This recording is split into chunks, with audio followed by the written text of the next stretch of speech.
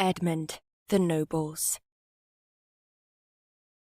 Both dusk and dawn were short-lived affairs on the island. Neither of them lasted beyond an hour, but the presence of pelting rain and raging storms rarely left. There were blinding flashes from the distant strikes of lightning that wounded the sea.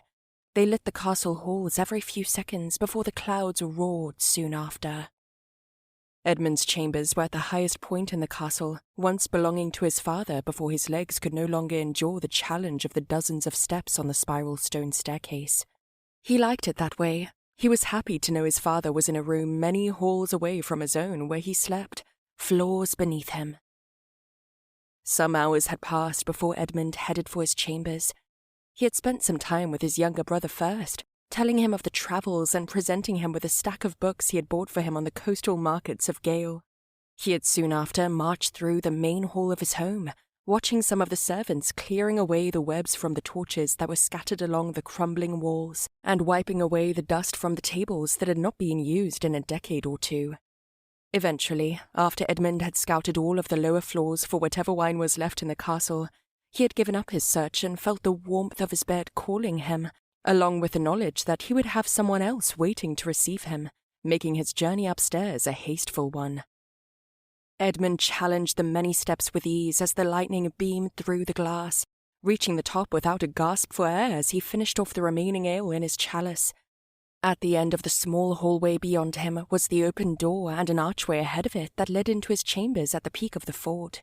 It glowed with the light of 100 candles and was draped in the deep green curtains that bore the symbols of his house. As his dragging feet made his presence known, he smiled at the sight of a figure stepping out into the yellow candlelight. Ollie stood, not shirtless as Edmund had hoped, but instead he only held a concerned and confused expression as he neared closer, itching at his hair. "What is it?" Edmund asked him before stepping through the archway and feeling the warmth of the humid air. Edmund's eyes followed Ollie's, looking over to the giant bed in the center of the room beneath the high canopy. On it, there lay a young lady that grinned at the two of them with nothing to cover her naked body. A girl, one who served under the wrinkled cook of the kitchen's many stairways below from where she lay, failing to be seductive. Edmund did not know her name. The only reason she was recognized was for her long locks of fiery red hair that ran down her back and breasts. Edmund was almost repulsed by her flesh being pressed up against his sheets that were once neat and ready for his lover and himself. He looked to Ollie once more with a confusion that mirrored his own. "Is that one going to watch, my lord?" She questioned him with a giggle. "What are you doing here?" Edmund asked. She stood and strode over to him as she swung her large hips. "Your father wanted to give you a gift for your return, Lord Edmund. It would be an honour to be your reward for your many great victories on the seas." Her spotted face was too close for Edmund's comfort. He took a step back as her clawing hands attempted to reach for him. "I'm afraid long voyages do not give me such desires," he told her frankly. "I am tired, nothing more."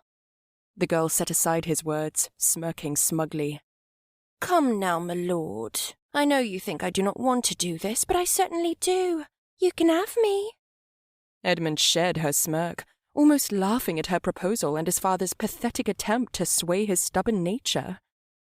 "I'm afraid I don't want you," he told her with a grin, leaning in close to her ear to let out a whisper and swatting away her trailing hands from his shoulders.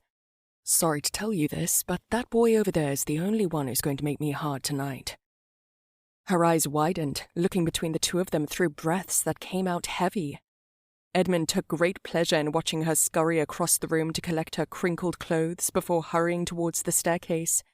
She stopped and gave a final glare as she turned around to look at them with a grievous disgust. "I'll pray for you, my lord." Her voice trembled. "The both of you." With that, she swiftly left and let her stomping feet shrink into the silence until all noise left the chambers, leaving him alone with only Ollie at his side. "Did you have to do that?" Ollie's warm voice asked. "Would you have rather have watched the two of us fuck in front of you?" Edmund said teasingly. "Most of the servants know already, one more can't hurt. Now, if that's it for the talking." Edmund gripped his lover by his hips and shoved him playfully against the cold wall. "You could never begin to understand how much I've missed you." Their lips locked together between the occasional gasps for air. Their hands ventured from their necks to their clothes that were instantly ripped away without a care for the buttons or laces that lined them. "You've gotten hairy," Ollie added with a face of glee, staring over the body that had gone through months on a voyage without shearing. Edmund hardly paid attention to the words that were spoken. He could only get lost further in the feeling of Ollie's trembling touch. The two stumbled across the room and fell onto the blanket of pelts and sheets. They kicked off whatever silk and cloth that remained until nothing was between their bodies that was soon smothered in sweat from the log fire to their left. Flesh to flesh, it was the single greatest thing Edmund had ever known. He never wanted the pleasing moments like those to end when they began. Their legs wrestled and their chests heaved against each other's. Ollie's hand slid down beyond the trail of hair that lined Edmund's furry stomach, gripping him tightly between the thighs without restraint. With a push, Edmund was laying back on the sheets as Ollie climbed on top of him, stroking him even more with a heavy breath. The two of them embraced the skin they clung to, sparking a ritual of lips, tongues, and fingers that lasted throughout the strident storm as they rolled across the many pelts and furs, not letting each other be free from their daring grasps. The sheets were pushed around by their restless legs, and the pelts were thrown from beneath them.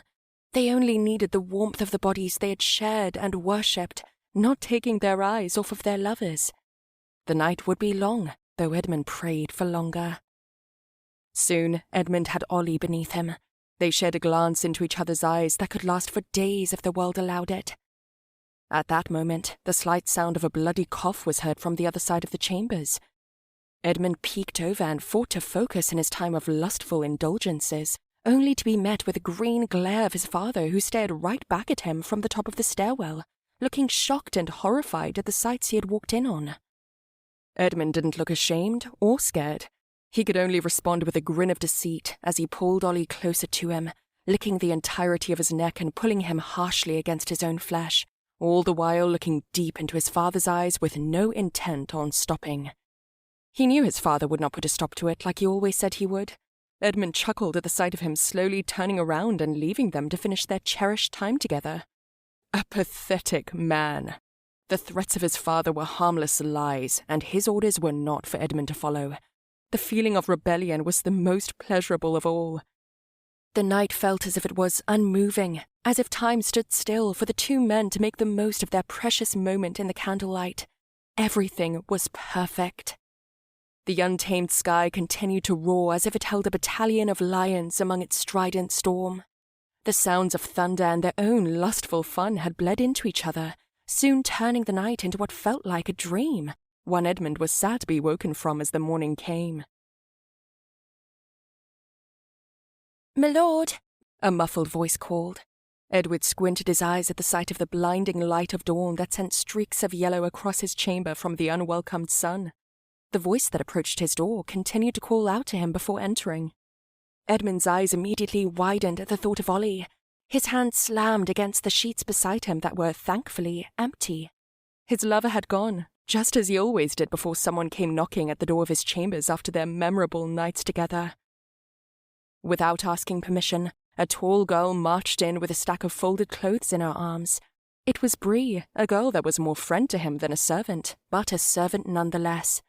If Edmund needed to bathe, she was there, standing beside the bath of hot water with her rags at the ready. She would also be an occasional cupbearer for him, always prepared with a jug or chalice to relieve his undying thirst for ale, rum, and bittersweet wine. Bree was one of 3 girls who personally served the Saltspear family. His brother and father both had girls of their own to carry out their needs throughout the days. Little Nellie was Byron's, and his father's own was a young girl named Prim. Edmund could only pray for that poor girl and her hours of serving a man like his father. None of the servants were boys, and they hadn't been for many years. Edmund's father made sure to rid his castle of temptation after the first time he had caught his son with another lad, one he had found kneeling down in the kitchens in front of Edmund with a stern hand pushing on the back of their head. Bree's skin was dark and smoother than most on the islands of spotted and wrinkled fishing folk. The hair on her head sat like a globe of black that matched her eyes beneath, once that was staring over his unkempt appearance that the sea had given him. Her age matched his own, letting the two of them grow up together throughout the years. He sometimes even dared to think of her as a sister of sorts, one that he never had. He considered himself the lucky one when he thought of the 3 girls. Bree was by far his favourite. She had an endless wit and charm about her that was rare to find in anyone on the dreary islands. Nellie had the purest of hearts, but no stomach for the dark humour that the 2 of them shared together. As for Prim, she was always in the company of Edmund's father, and therefore always in the one place Edmund avoided whenever he possibly could. She stood silent with a smirk at how underdressed he was, clearly knowing he had a guest in his sheets last night. She knew that guest well. "A fun night?" she asked, smiling as she fixed his drapes and gathered the many wolf pelts scattered across the stone floor. "Best I've had in a long time," Edmund told her, thinking about the night in his head and already missing the incredible feelings that came with it. "The nobles of the other islands are docking. Uncle Raffis is already on the grounds. Your father says he doesn't want you to be late for a meeting they're having in his chambers." Edmund groaned loudly at just the thought of it. He remembered the mention of their arrival from the day before and buried his face in his pillow. "I suppose I should thank the gods that my cousin has not docked with them," he said sourly, cherishing the small victory of not having to deal with Sire's salt spear on top of every other problem that was sailing his way. "Do you know what they'll be discussing at all?" Bree smiled playfully, helping him to fit into his shirt that she laced tightly at his back. "I have an idea or two about it, but I won't be the unfortunate soul who has to tell you of what awaits." Edmund scoffed as he slid his emerald rings onto his fingers. "I know of my father's illness. I can expect they'll tell me of the new duties I will have as lord, but I don't see the need for this gathering of pricks to explain to me what I already know." "I'm sure if you knew what one particular duty was, you would be much more strained than you are right now, my lord."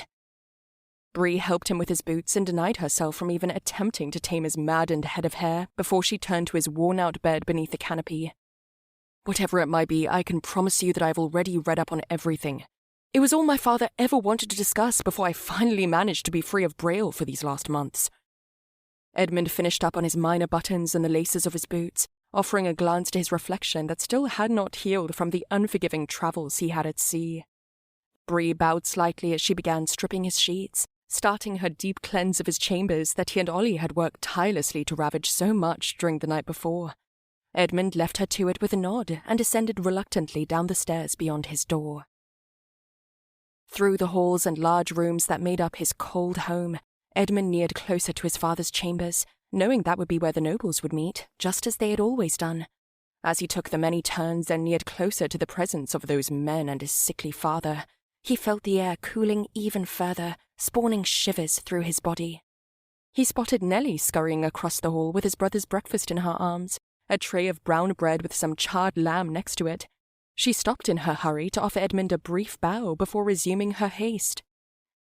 As he passed the crumbling grey walls and rotting wooden doors of empty rooms, he heard the approaching voice of a familiar friend that made the ends of his lips curl into a smirk, humoured to hear that audacious tone once again after many months of being far across the seas from it. "Curse the bloody gods for giving me these worthless knees," the loud voice called out between several huffs. "And they claim to be merciful to those that follow their ways of life." Edmund hurried to peek around the corner, spotting the exhausted man breathing heavily as they fought to climb the final few stone steps. He had 2 guards at either side who stood closely behind him with their arms spread out wide, in case the older climber had fallen. Each time they attempted to aid him, they were met with a swift whack of his bony hand full of sapphire rings. With a sigh of relief upon reaching the peak of his ascent, the crooked man looked up to meet Edmund's gaze with his one good eye. Edmund had almost forgotten how much he missed that giant mane of sprawling white hair and that familiar icicle-shaped beard with a few dozen beads at its tip. Raffis, as brazen in his words as ever. Beneath his dark blue cloak sat many belts and buckles around his waist, each holding a dozen small scrolls alongside the pile of them that he gripped tightly to under his left arm. As the only scroll-keeper of the Trident Islands, he certainly was committed to his demanding role that he had been faithful to for over half a century. "Go on, the 2 of you," he said to the weary guards, waving them away as he caught his shallow breaths. "A very much overdue reunion is being held here." Edmund smirked at the man he had always seen as his true father, though the 2 of them could look no less like relatives when comparing Edmund's pale white skin to that of a dark ebony colour among the scar that ran through Raffis's left eye, leaving it a ghostly blue. I ought to strike your father for choosing to have his chambers closer to the sun than to the ground, he complained, rubbing the sweat from his wrinkled forehead. You ought to get a walking stick, Edmund teased. Raffus swatted him in the chest, shoving him away upon being offered a helping hand. The day a man puts his faith into a cane is the day he accepts an early grave. Believe me when I say, this world hasn't finished with me yet, and more importantly, I've not finished with it, at least not until I see you sitting on that throne down those many torturous steps. Though from what I hear, that may not be a distant occurrence. Gods forbid, of course. Edmund couldn't hold back the slight grin at the thought of his father's approaching demise. Raffus greeted him with yet another swat to the stomach and a smack to the back of his head. Do not make those faces, young lord. I can assume you haven't been praying at all for your father's health and remission from whatever awful sickness it is that plagues his poor soul. Of course not. The man does not deserve any of my prayers or sympathies. Raffus sucked at his teeth in disapproval. Well, your father should be thanking the gods he has a loyal friend like me to be doing it twice a day and making up for his son's negligence to do so. I dare to say the reason he's still breathing is because of my undying efforts. At that moment, Raffus stopped with a narrowed brow, looking over Edmund from his head to his feet. Are you still getting taller? I think you just might be shrinking, Edmund replied, looking to his hunched back that sat beneath his cloak. Of course, another flurry of swatting had followed. Keep it up, Ed. Soon I'll have that cane to beat you with every time you utter a childish remark. The two of them strode through the remaining corridors while they swapped jokes and short stories of their younger selves. It brought a small amount of joy to Edmund in such a dreary time of his life to know his very old friend would be within his shores for the time ahead. And what of your brother? Raffus questioned him, refusing Edmund's offers to give support to his weakening legs. Does he still confine himself within these walls? I've tried discussing it with him. He will not leave. Raffus scratched his wrinkled brow. A shame, but when the little lord does gain the courage to venture beyond the beaches of this witless rock, you will bring him straight to Lodorn. He will be happy to see the gardens that I've tended to through the passing springs. I'm sure of it. It wasn't long until the dull, crooked door of his father's chamber stood in front of them. Edmund winced at the sound of the familiar, tiresome voices that came from the other side of the wood, that of his father and his sour-tongued company. Raffus wasted no time. He pushed against the handle and hobbled inside to greet the four other men who were already sitting down and in the middle of their debates that were made up of mumbles and husky utterances. Edmund's arrival soon changed the air to a still silence. His father's chambers were nothing like his own. The only furniture was the flimsy canopy bed in the corner and the stained oval table that the nobles were surrounding, each looking almost as deathly as his father did. The light from the rising sun lit the rolls of parchment the men had been discussing until Raffus began pouring his own collection onto the growing pile. They each had fresh, sealed letters of a few dozen words in different handwriting, none of which were any that Edmund could recognize, although the symbols and colours on the ribbons and wax that bound them were easier to grasp. We've been waiting for some time, his father's husk voice announced. The fault is not your son's, my friend, Raffus said as he approached an empty seat that he looked at with a wince. He was merely helping an old man find his way. Your ancestors who built this fortress must have had a fondness for getting lost on their travels and weak in their knees. Raffus flinched in pain as he slowly crouched down before letting a chair take all of his weight. He held out his palm and urged Edmund to the chair at his side, alerting a timid Prim to hurry over to them with a jug, though it smelt of something much too strong for the old man's taste. Not for me, little one, but thank you, Raffus told her, placing his hand over his chalice as he reached for the cloudy water on her tray. And none for him either, Grain called out as the jug neared closer to Edmund. It's about time you stop drinking from dawn till dusk and get your mind focused, for once. Edmund scowled and faltered while watching Prim scamper away with his precious jug of wine. Can we get this over with? Whatever it is, I'm sure doesn't really require my attention, Edmund explained, not once thinking of greeting any of the other men who had sailed across the sea to be with him on that day. It might do you some good to listen closely, Lord Edmund. The bearded man closest to his father spoke out in a withering voice. It was Sir Ivan, the man who looked over the duties of the most western island of the six, Gravis. It was nothing but fields upon fields of sheep and lambs that supplied the other islands with tasteless mutton and knotty wool for clothing. Edmund gave another glance to the contents of the table. He noticed the familiar crests and banners of high-born families, mostly in the southern lands of Eskamar. "More wine, girl," the man opposite from Edmund snarled. Sir Garland watched Prim with stalking eyes. He was by far Edmund's least favourite, and always ignited hatred within him whenever his presence was close by. The discomfort of the girl made Edmund grit his teeth while Garland let his eyes wander lower down Prim's dress before she quickly finished pouring and hurried away from his vile stench. "The Mead family?" Raffus pointed out, squinting his ghostly eye at the papers that held their grey crest, one wielding a crab. "An interesting choice, my lord. Lady Myra will be sending her eldest daughter, Rosalind," his father said. "I believe she won't be attending herself, and I thank the gods for it. I despise that woman." "And what is it she is sending her daughter here for?" Edmund asked, shifting aside the parchments that he had no interest in. The men looked agreeing for him to speak further. He arranged himself in his seat and looked to his son with sickly eyes.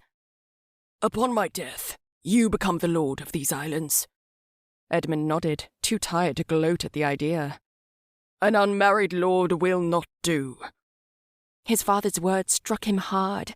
He looked at each of the faces around the table for rescue, but none of them faltered. Even Raffus had avoided his gaze, that grew more sour by the second. "You can't mean it," Edmund spat. "I do, son. I will not leave the duties of our home in your hands until you have secured a marriage. Your part to play as my eldest son and heir is upon you, sooner than I expected, but here it is. You will find a decent woman for yourself and your islands, and soon after, you will begin a family of your own." Edmund almost laughed, though he was torn between being humoured or repulsed by his father's proposal. "I will not!" The ill face of his father sank even more. "Perhaps I was unclear." "No, you weren't. I heard every word that you said, and I do not accept any of it. I will not marry any woman you present me with. I have no interest in the idea of having a lady at my side to rule, and I don't see why anyone could possibly believe I would need a wife. You yourself have managed just fine without one for a decade at least." Grian stood harshly, letting his chair slide across the floor behind him. "I am going to assume you had forgotten for a moment that you are speaking to not only your father, but your lord. This is not a request, my son. It is an order. You will marry, but first you will receive these fine visitors with a smile and a gracious hand." Edmund shook his head, almost smirking. "You can't force me." "No, I suppose I can't. But if you do not marry by the time my death is near, that ship of yours will be sitting on the ocean floor with your blonde-headed friend tied to the mast."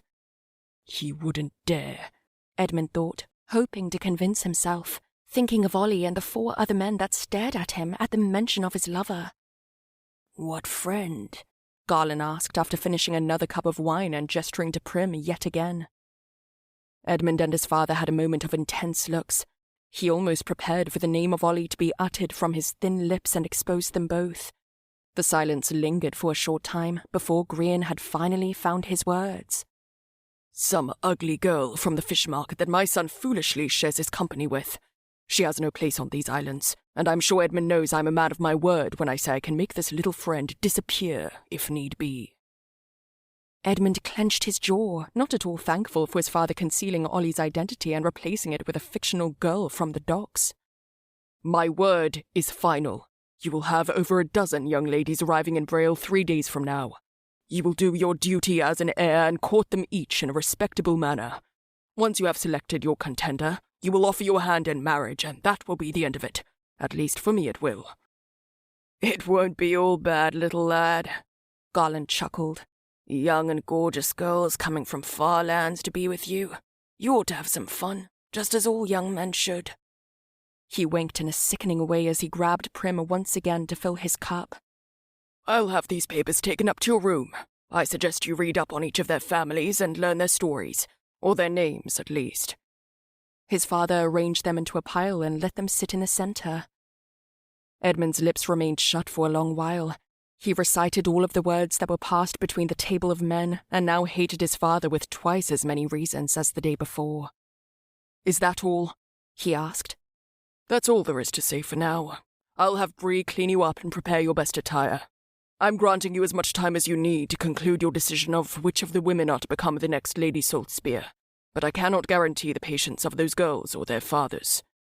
Oh, it's been too long since these islands have heard such talk of courting and marriage, Raffus said with glee. I believe these new arrivals will bring colour to our home. You will be sure to choose wisely, young lord. Very wisely, a deep and cunning voice called out from the corner.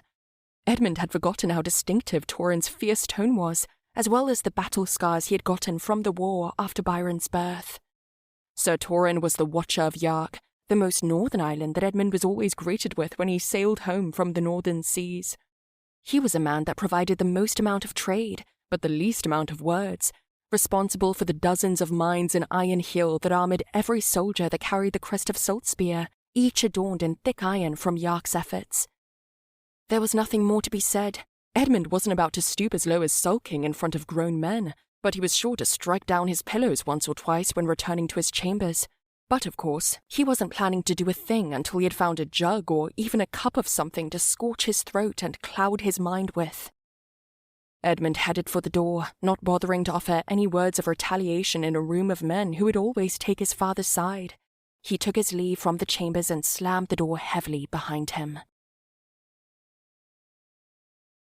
After retreating back to the comfort of his bed and whispering deadly curses to himself about his father, Edmund's company was already crowded as Raffus hastily knocked on his door, letting himself in to greet his niece once again and ask for her help in spreading out the many rolls of parchments. Byron soon followed behind them, hurrying to Edmund's side to catch a glimpse of the many families that were making their way to their home in those very moments. The papers were scattered across the bed in the middle of the room. Raffus had taken his place on a soft chair for his curled back as the two other curious youngsters fiddled their way through the many names of noble families and their greeting words. "I haven't even heard of half of these houses," Bree said with disappointment, frowning as she lifted each of the letters up to her view. "The Polk family." "Of Verneva," Raffus told her, snatching the letter from her hands and looking over it with a close eye. "I attended a gathering with Bryken Polk once when I was around your age, Byron. I always found the man to be much too boastful of himself and fatter than a spoiled pig. I wonder how his daughter will compare." Bree laughed at her uncle's words. "And what of this family, the Jaces?" Raffus recoiled. "Best to avoid the whole lot of them. They have a history of turning up in conflicts. I can't recall a single war that didn't have their soldiers fighting in it." Edmund had not yet come to terms with the horrible arrangements his father had made while he was away at sea, but one question did loom in his mind as he stalked over the many unfortunate contenders spread across his sheets. "You mentioned the Meade family?" he asked, looking confused by his own words. He watched Raffus's face fall slightly. "Yes, I thought that was strange too. But as your father said, Myra Meade is sending her daughter Rosalind to Braille despite their usual traditions when it comes to marriage." "So it's true?" Bree asked in a whisper. "Enough, niece. I think it's a noble choice that Lady Meade is making for her children," Raffus explained, fishing out the letter that had the crab sigil melted into the binding wax. "The history of House Meade should not be dwelled on too much, and their flaws are not ours to judge." "It's hard not to judge a family that forces their children to fuck each other," Edmund uttered with spite. "That's enough of that, young lord," Raffus told him sternly. "Does this mean that Myra Meade actually did marry her own father?" Bree asked. "That's disgusting," Byron added. "Enough, the three of you," Raffus told them, standing to his crooked legs and tucking away the papers in a hurry. "The poor Meade girl will be arriving soon, and I do not want any of you ambushing her with these horrid words about her family. Especially you, Edmund. You will court her with as much grace and respect as any other young girl that docks on your shores. You must remember that they are all coming here to serve their families. The last thing they need is you speaking bitterly of their houses." A final parchment was left on one of the silver wolf pelts before Byron seized it, looking confused at the pink seal that bound the scroll. He looked puzzled by the name written across it. "House he muttered with a twisted tongue and squinted face. Raffus snatched it away and looked at it himself with his one working eye. "House Core, Lord Byron. A Saskaran house, I assume. Rather odd for a northern family to travel so far for an alliance with a southern house." Bree inspected it closely, pressing her shoulder against her uncle's to look over the words that followed when he unravelled it. "They're going to present a princess," she announced in disbelief, summoning Byron to hurry over to her side. "Princess Shasma arriving with her mother, the Queen of Ophelia." "There's a queen coming to Braille too?" Byron asked with a gawked mouth. Now, Raffles told them, scooting their invasive shoulders away from his own as he continued on reading. Queen Miriam. Interesting. This would be the first royal on the island since Damien the Charred. And a princess, Edmund, such a gift. A marriage to a princess would delight us all. Edmund slumped onto his back against the sheets that were being cleared. He shook his head. I'm not going to marry. Not one of them. Raffles sighed, patting him on the leg and sitting at his side. I know you don't want to, and the truth is that most young lords and ladies don't either. But, as the heir to the Trident Islands, surely you knew this day was coming. I'll make each of them hate me. I'll make sure of it too. You will do nothing of the sort, Raffles protested, swatting his knees. We don't have as many allies as this family once held. Marriage is the only key to forming alliances. Edmund, I have seen friendships achieve the same. If you conduct yourself as a fool or a heathen when you're courting those young ladies, they'll run and tell their fathers, and soon enough, Braille would end up having no friends to turn to.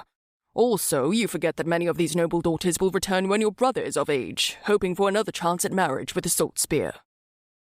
He spoke with a wisdom that would become too ripe if it was dragged out for too long. He had given Edmund some words that he knew made at least some sense.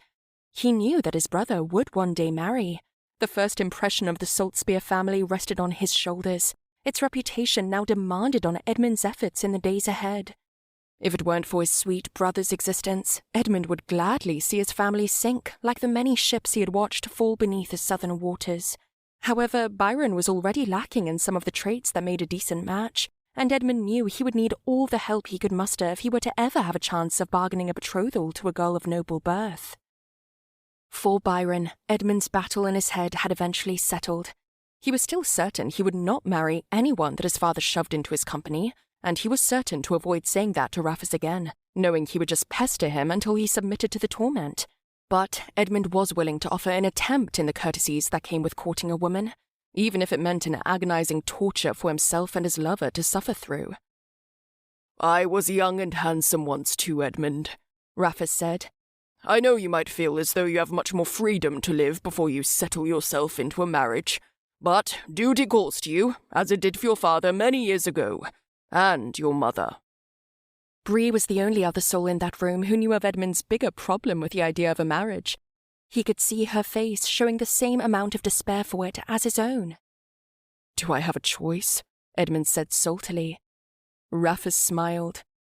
I wish you all the luck you can carry, young lord.